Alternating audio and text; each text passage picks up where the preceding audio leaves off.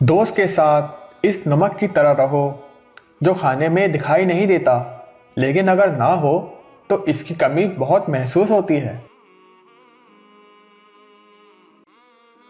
दुनिया इसको यतीम समझती है जिसके माँ बाप ना हो, लेकिन मैं इसको यतीम समझता हूँ जिसके अच्छे दोस्त ना हो।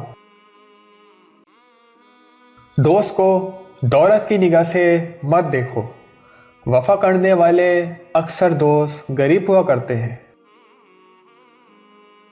अपने दुश्मन को 1000 मौका दो कि वो तुम्हारा दोस्त बन जाए, लेकिन दोस्त को एक मौका भी ना दो कि वो तुम्हारा दुश्मन बन जाए। हर इस दोस्त पर भरोसा करो जो मुश्किल में तुम्हारे काम आया हो। अच्छा दोस्त हाथ और आंख की तरह होता है। जब हाथ को दर्द होता है तो आंख रोती है, और जब आंख रोती है तो हाथ आंसू साफ करता है।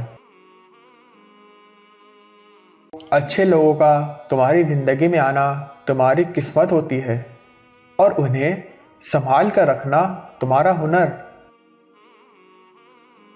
अगर दोस्त तुम्हारी कमजोरी है तो तुम दुनिया के सबसे ताकतवर इंसान हो। अच्छा दोस्त चाहे कितना बुरा बन जाए, कभी इससे दोस्ती मत तोड़ो, क्योंकि पानी चाहे कितना भी गंदा हो जाए बुझाने के ही काम आता है।